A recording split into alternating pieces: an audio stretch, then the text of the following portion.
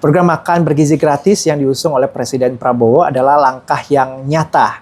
Dengan memberi makan untuk anak-anak, mereka jelas akan lebih sehat.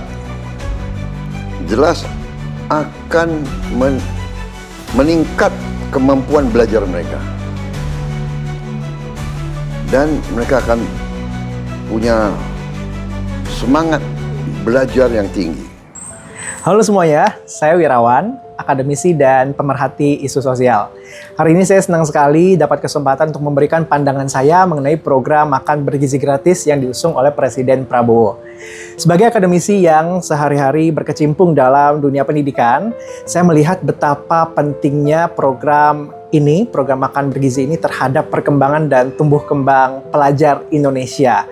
Tapi ini bukan hanya sekedar memberi makan saja kalau saya lihat, tapi juga bagaimana bisa membangun fondasi yang kuat bagi generasi kita menuju Indonesia Emas 2045. Sama-sama kita ketahui, Indonesia itu bangsa yang luas, ada lebih kurang 270 juta jiwa lebih penduduk Indonesia. Dengan bangsa yang luas ini, tentu potensinya hanya bisa berkembang, hanya bisa dimaksimalkan kalau sumber dayanya juga bisa dioptimalkan. Nah, khususnya sumber daya mengenai anak-anak dan generasi muda ya, kalau kita berbicara dalam konteks ini. Program makan bergizi gratis yang diusung oleh Presiden Prabowo adalah langkah yang nyata, yang perlu kita apresiasi bersama. Sebagai seorang akademisi, saya percaya bahwa kualitas pendidikan tidak hanya ditentukan oleh kurikulum dan fasilitas saja. Memang kedua hal itu penting ya, terutama kita berbicara soal guru dan tenaga pendidik. Tapi satu hal yang tidak kalah penting juga adalah bagaimana kondisi fisik dan mental siswa. Nah, dalam konteks ini program makan bergizi gratis adalah jawaban atas tantangan kita bersama. Menciptakan generasi muda yang sehat, cerdas, dan tentunya siap menghadapi tantangan di masa depan. Ya, kalau kita berbicara mengenai dampak, tentu nggak bisa instan ya. Saya percaya bahwa dampak dari program ini adalah dampak jangka panjang yang sangat signifikan.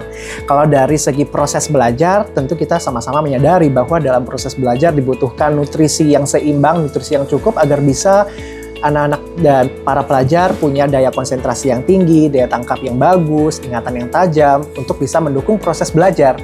Lalu juga kalau saya lihat, kita bisa ibaratkan program ini sebagai investasi yang dilakukan oleh pemerintah Indonesia untuk mewujudkan sumber daya manusia Indonesia yang cerdas, cemerlang, karena anak-anak yang saat ini masih sekolah tentunya punya harapan besar, punya ambisi besar untuk menjadi pemimpin ataupun penerus Indonesia di masa mendatang.